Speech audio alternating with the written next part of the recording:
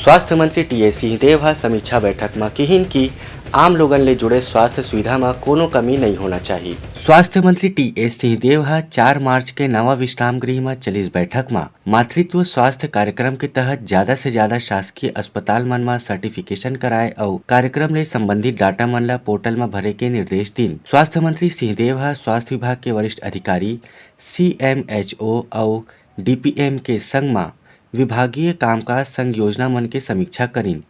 श्री सिंहदेव हा फ्री में डायलिसिस सेवा के प्रचार प्रसार के निर्देश दिन, जेकर ले जरूरतमंद मनखे मन ला एकर फायदा मिल सके। संग में शिशु स्वास्थ्य, परिवार कल्याण, टीबी के उन्मूलन कार्यक्रम, कुष्ठ उन्मूलन कार्यक्रम आदि के बैठक में समीक्षा करिन।